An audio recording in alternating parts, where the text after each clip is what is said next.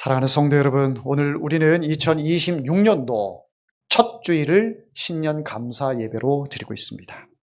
가만히 돌아보면 지난 한 해 동안 늘 평탄했던 것만은 아니었습니다. 희노애락이 25년도 가운데 있었습니다. 나라도 그렇고 경제도 그렇고 세계적으로도 그렇습니다. 가정도 그렇고 여러분 개인도 그렇고 우리 교회도 마찬가지죠. 그런 가운데서도 하나님께서 여기까지 인도하셨습니다. 계획대로 되지 않았던 일도 있었고 마음이 무거웠던 날도 분명히 있었습니다. 그런데도 오늘 우리가 이 자리에 앉아 있다라는 이 사실, 이것 자체만으로도 하나님의 크신 은혜인 줄 믿습니다. 무너지지 않고 여기까지 왔습니다. 포기하지 않고 당당하게 일어섰습니다. 떠나지 않고 하나님께서 임재하고 계신 이 예배 자리에 섰습니다. 여전히 우리는 하나님을 찾고 있고 하나님을 갈망하고 있습니다. 이 모든 것이 감사의 이유입니다. 갈릴리 산에 선 제자들의 모습을 오늘 본문에서 볼 수가 있습니다. 제자들도 새로운 출발선에 서 있습니다. 마치 새로운 출발선에 서 있는 우리의 모습과도 유사하리만큼 제자들도 그 자리에 서 있습니다. 제자들이 새해를 맞이해서 그 자리에 서 있다라는 것은 아닙니다. 제자들이 예수님을 3년 넘게 따라다니며 제자 사역을 감당했었습니다. 그러나 예수님께서 이제 하나님의 뜻을 다 이루시고 십자가에 달려 죽으시는 그 광경 가운데는 그렇게 따라다녔던 제자들이 다 떠나가고 없었죠. 예수님을 배신했습니다. 저주하며 맹세까지 했습니다. 예수님을 아는 그 자체가 부끄러웠습니다. 사람들 앞에 자기 자신이 크리스찬이라고 하는 것을 커밍아웃 하는 사람들이 없었습니다. 누가 물으면 나 아니라고, 나 예수님과 함께하지 않았다고, 나 그 자리에 없었다고 다 이렇게 부인하며 기둥 뒤에, 건물 뒤에, 사람 뒤에 다 숨어 지냈습니다. 자, 이랬던 제자들, 그런 제자들 가운데 예수님께서 부활하셨습니다. 부활하시고 이제 갈릴리에서 보자 말씀하셨습니다.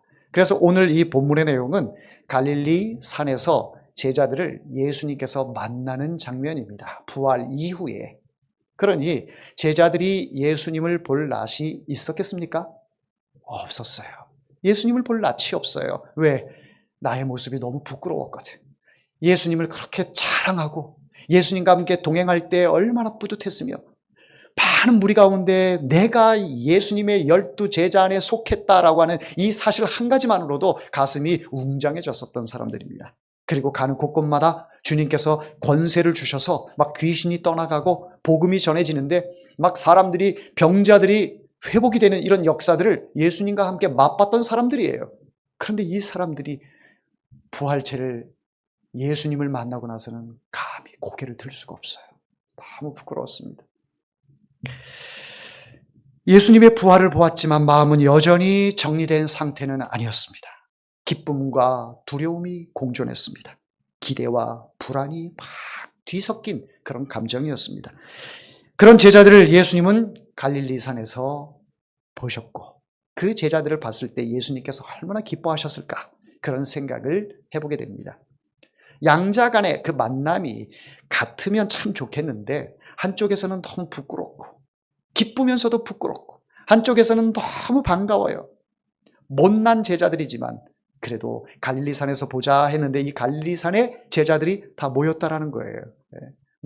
물론 그 가운데서는 한 명은 예외적인 인물이 있었죠. 누굽니까? 가룟 유다였죠. 그 나머지 11제자는 갈릴리에서 보자 했더니 다 왔어요.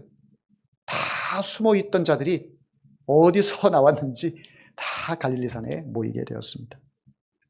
그리고 그 자리에서 예수님께서 이렇게 말씀하십니다.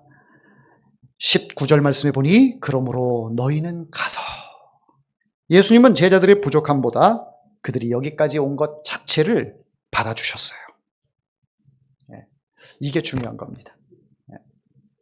사실 이 말씀 앞에 내 자신을 반추해 보면 우리들의 모습, 나의 모습 아니겠습니까? 주님 앞에 내 자신을 이렇게 들여다보니 참 부끄러운 것뿐이에요. 내가 잘났다고, 믿음이 있다고, 선행을 한다고, 의롭다고 주님의 자녀로 하나님의 백성답게 산다고, 이런 모습들이 내 속에 얼마나 진정성 있게 나타났는가, 사람들 눈에 보이기 위해서 한 것은 아닌가, 직분의 그 위치에서 그냥 형식적으로 한 것은 아니었는가, 이런 것들을 돌아보게 됩니다. 그러니 너무 부끄럽죠. 그런데 예수님께서는 이 자리에 여기까지 온 그 자체를 예수님은 환영하고 기뻐하신다라는 거예요. 할렐루야. 제자들을 바라보시면서도 예수님께서는 가슴이 뿌듯하셨을 거예요. 인간의 마음처럼 저놈, 나 배신했던 놈인데, 이런 감정으로 제자들을 맞이했을까요? 저는 절대 그렇지 않았다라고 생각을 합니다. 그래서 오늘 본문 말씀에 그러므로 너희는 가서 이렇게 그들에게 사명을 주는 것을 볼 수가 있습니다. 여러분, 감사는 잘했기 때문이 아니라 하나님이 나와 함께 하셨기 때문에 하는 것이 감사입니다. 신년 감사 예배의 감사는 우리가 잘해서 드리는 감사가 결코 아닙니다. 하나님이 함께 하셔서 여기까지 왔습니다 라고 하는 고백이 하나님 앞에 드려지는 감사인 것입니다. 예수님도 제자들에게 이렇게 말씀하셨어요. 18절 말씀에 예수께서 나와 말씀하여 이르시되 하늘과 땅의 모든 권세를 내게 주셨으니, 하나님께서 하늘과 땅의 모든 권세를 나에게 주셨다, 예수님에게 주셨다라고 이렇게 말씀하고 있습니다. 예수님께서 이 말씀을 하시는 것은 이제부터 너희가 혼자 감당하는 것이 아니다라는 것을 말씀하는 거예요. 그래서 감사는 과거를 돌아보는 감정이 아니라 미래를 향해 다시 믿고 나가게 하는 힘입니다. 그래서 예수님은 제자들에게 이제 좀 쉬어라 이렇게 말씀하시지 않고 모든 민족을 제자로 삼으라고 이렇게 말씀하고 있습니다. 감사는 우리를 자리에 눌러앉게 하지 않습니다. 참된 감사는 뭔지 아십니까? 다시 일어서게 하는 것입니다. 감사는 이제 됐다가 아니고 감사는 이제 다시 시작이다라고 말씀을 하고 있습니다. 그래서 교회는 감사하는 공동체이면서 또한 더 나아가서 동시에 보내심을 받은 공동체다라고 우리에게 교훈을 주고 있습니다. 예수님께서 제자들에게 가라라고 하신 이 말씀은 부담을 주기 위한 것이 아니라 신뢰한다라는 거예요. 내가 너희들을 신뢰한다. 이제 나 대신 너희들이 가라. 너희들은 내 이름으로 가는 것이다. 그러니까 제자들에게 신뢰를 주는 말씀인 것이죠. 어느 분이 이렇게 말을 합니다. 목사님, 전도 이야기를 들으면 울렁증이 생겨요. 울렁증. 마음이 막 움츠러들고요. 제가 누군가를 변화시킬 수 있을 것 같지 않아요. 그래서 참 두려워요. 누군가에게 복음을 전한다는 그 자체가 두렵습니다. 내 자신도 잘 변화되지 않는데 내가 누군가를 변화시켜요? 내가 누군가를 말로써 교회 가자고 예수 믿자고 이렇게 하기가 참 두렵습니다. 이렇게 말을 합니다. 그런데 예수님은 너희가 잘할 수 있느냐? 너희가 전도 잘할 수 있느냐? 이렇게 묻지 않으십니다. 대신 이렇게 말씀하세요.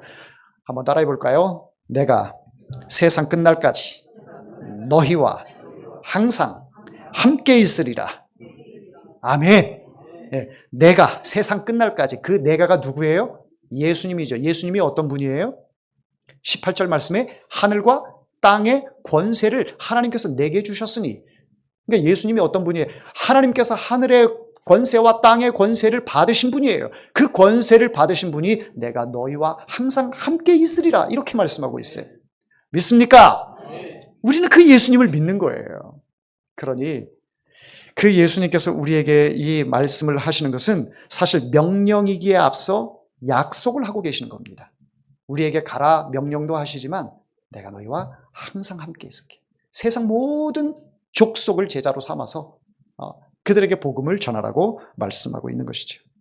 이 말씀은 내가 너희를 믿는다. 내가 너희를 믿는다. 이렇게 신뢰하는 말씀을 하고 있는 겁니다. 오늘 우리는 감사로 다시 비전을 붙듭니다. 사랑하는 성도 여러분, 오늘 우리는 두 가지를 함께 붙듭니다. 하나는 감사요, 하나는 비전입니다. 감사는 여기까지 하나님께서 우리를 인도하셨습니다. 에베네셀의 하나님을 찬양합니다. 제자들이 예수님이 십자가에 달려 죽으실 때에 마음의 그 두려움과 공포는 이루 말할 수 없었습니다. 예수님이 부활하셨다는 소식을 들었지만 반신반의했습니다. 어떤 이는 철석같이 믿었지만 어떤 이는 여전히 의심을 품고 있었습니다. 그들이 가야 할 그 길을, 방향을 찾지 못했습니다. 우리는 어디로 가야 하는가? 무엇을 해야 하는가? 어떻게 살아야 하는가? 갈팡질팡했습니다. 그래서 예수님과 함께 했던 그 전도 사역은 뒤로 한 채 이제는 다시 직장으로, 본래에 하던 그 모습으로 돌아가고자 했습니다. 그러나 이 부활체이신 예수 그리스도를 만난 뒤에 이들은 다시 변하게 되었습니다. 새 출발에 섰을 때, 예수님은 이제 더 이상 우리와 함께 하시지 않다라고 생각했을 때 그들은 막막했습니다. 두려웠습니다. 초조했습니다.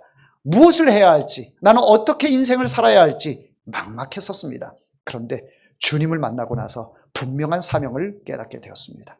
너희는 가라, 가라. 내가 너희와 함께 할게. 언제까지? 세상 끝날까지. 세상이 끝나는 날까지 너희와 항상 함께 할게.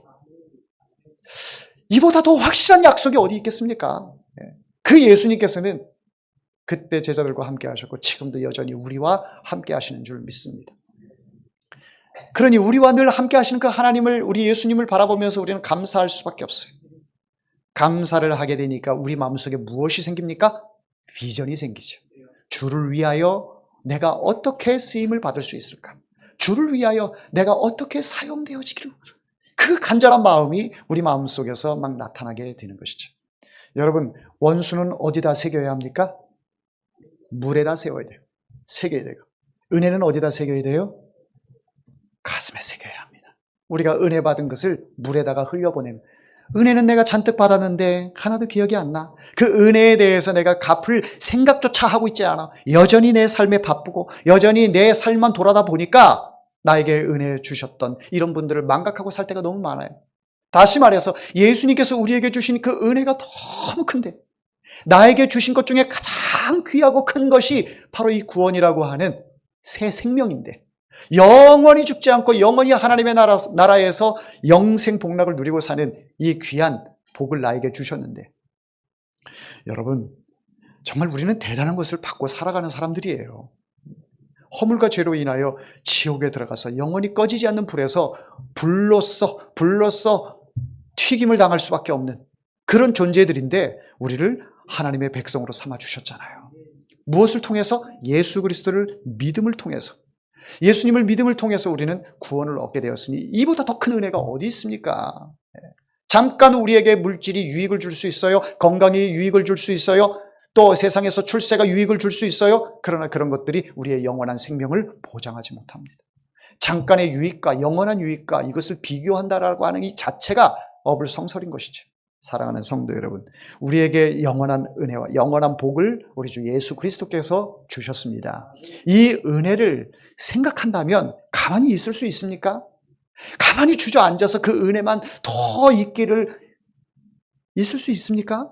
그렇지 않죠. 내가 뭔가라도 주를 위하여 할 수 있는 것이 있다면, 주님께서 나를 사용한다면, 나의 육체든 나의 지식이든 지혜든 나의 어떤 이 손의 재주라도 주님 앞에 쓰임받을 수 있다면 그것을 통하여 하나님께 영광 올려드리는 것이 마땅한 처사 아니겠습니까?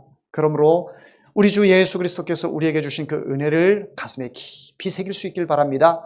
흘려보내지 마시고요, 한 귀로 듣고 한 귀로 흘려보내지 마시고 가슴에 새기고 이 은혜에 보답하여 2026년에 하나님께서 나에게 주시는 비전을 붙들고 나아가자, 그 말씀을 여러분에게 하고 있는 것입니다. 그래서 하나님께서 2026년에 다시 시작되는 보내심, 다시 나를 26년에 호흡하게 하시고 생명을 주셨으니 나를 살려주신 이유는 분명히 있지 않겠습니까?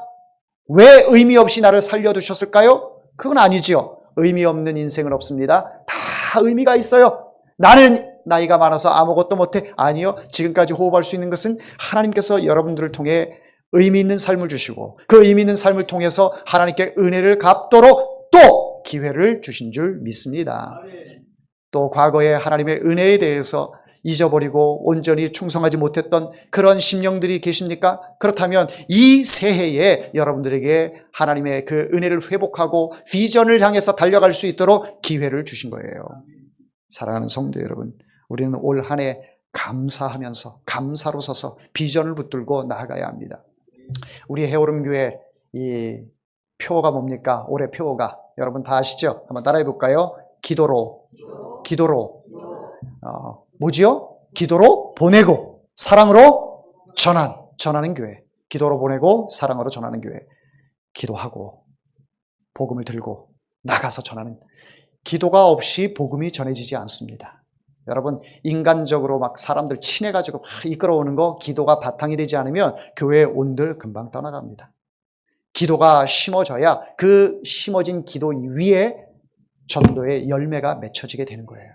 그러니 하나님께서 나에게 주신 은혜를 생각하면 감사할 수밖에 없고, 감사하니 내가 나를 사용하게 되려고.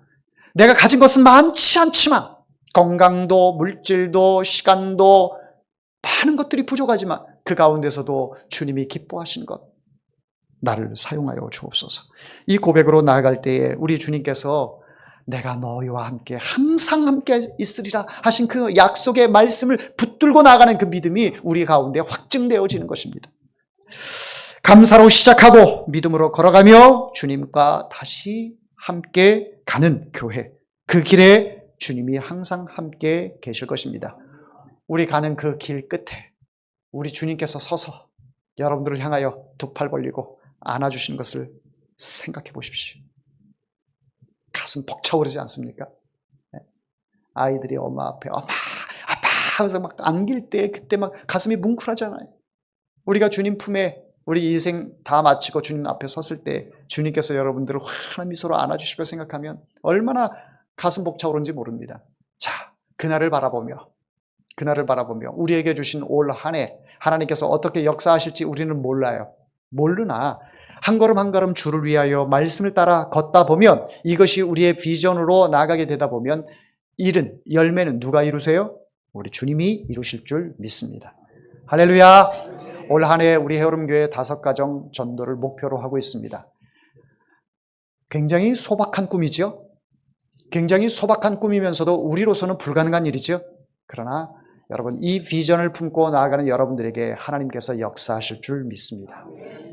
제자들이 예수님을 통해서 이제 가라라고 말씀하실 때 모든 민족으로 제자를 삼고 그들에게 세례를 베풀고 그들에게 복음을 전하라 이 말씀을 하실 때는 분명한 뒤에는 백그라운드가 있다라는 거예요. 그 백그라운드가 누구예요? 예수 그리스도. 그 예수 그리스도가 누구예요? 하늘의 권세와 땅의 권세를 가지신 분, 그분이 함께 하시니까. 우리 또한 우리가 나아가는 이 길이 우리 예수님께서 우리의 뒷배가 되어주셔서 하늘의 권세와 땅의 권세를 통해서 복음을 전할 때 복음을 듣는 이들이 귀가 열리고 마음이 열리고 발걸음이 교회로 향하게 될 줄 믿습니다. 할렐루야. 그 믿음으로 기도하면서 가야 돼요. 무작정 가지 말고 무턱대고 가지 말고 기도하면서 가시면 그 마음들이 열려지는 역사를 보게 될 것입니다. 여러분, 혹시 반찬이 있으면 옆집도 한번 돌아보시고 조금 넉넉하게 해서 전혀 알고 지내지 못하던 그런 사람이지만 이제는 노크도 하시고 또 안면도 트이시고 또 사랑도 나누시고 이러면서 자꾸 친해지세요. 작은 사랑을 나눌 때에 그 사람도 또 반응이 와요. 어떤 반응이 와요? 내가 큰 것 주면 그 사람은 작은 것을라도 줍니다. 그런 마음이 서로 있고 엘리베이터를 타더라도 서로 서먹서먹하게 대면대면하지 마시고 안녕하세요 인사하면서 어린아이든 노인이든 할 것 없이 항상 인사하면서 이렇게 우리 살고 있는 그 이웃들에게 먼저 여러분들이 다가가는 거예요. 말로써 어떻게 전도하지? 전도 생각하지 마시고 그분들에게 먼저 주의 사랑으로 다가가세요. 저는 그냥 혼자 지내는 게 편해요. 혼자 사는 게 얼마나 좋은데요. 누구도 그냥 인사하지 않고 아는 척하지 않았으면 좋겠는데. 아니요. 여러분, 그렇게 살면 편하긴 해요. 편하긴 해요. 그러나 우리는 사회성을 가진 사람들 아닙니까? 하나님께서 우리를 창조하셨을 때 사회성으로 창조하셨기 때문에 가족이라고 하는 그 공동체를 이룬 것도 사회성 안으로 들어간 것 아니에요? 혼자 살도록 내버려두는 게 편하다면 우리를 가족이라는 그 구성원으로 만들어주질 않았겠지요. 작은 사회 구성은 가족으로부터 또 이웃에게까지 이렇게 열려지게 되어 있습니다. 여러분, 우리가 예수 안에는 다 한 형제요 자매입니다. 피를 나눈 식구들만 나의 가족이 아니라 피를 나누지 않았어도 예수 안에서는 다 똑같은 형제요 자매입니다. 여기 보십시오. 우리 성도들도 피를 나누지 않았어도 같은 사랑하는 형제고 자매 아닙니까? 그러니 우리가 좀 더 큰 개념으로 이웃들을 바라보고 또 회사 동료들을 바라보고 지인들을 바라보십시오. 저 영혼도 내 사랑하는 형제, 내 사랑하는 자매, 저들도 구원 얻어야 되는데, 그렇게 생각을 하면 내가 말로써 전도하려고 교회 가자 이야기를 하면 거부 반응이 일어나죠. 상대방이. 그러니까 서서히 전략이 필요해요. 여러분들 개개인들이 전략이 서서히 1단계, 2단계, 3단계, 4단계 이런 단계를 통해서 저들에게 깊숙이 주의 사랑을 전할 수 있는 그런 지혜가 필요한 것입니다. 예수님께서 제자들에게도 그런 권세를 주셨어요. 제자들이 때로는 도망도 다녔습니다. 전도하다가 도망도 다녔어요. 때를 보는 거죠. 그러니까 하나님께서 그런 지혜를 제자들에게 주시는 거예요. 올 한 해 우리가 감사로 시작하면서 이제 비전을 들고 나갑니다. 새해 첫 주. 항상 처음이라는 것에 의미를 많이 부여하긴 하지만 이 처음의 시작이 반입니다. 시작을 하게 되면 계속 가게 돼 있어요.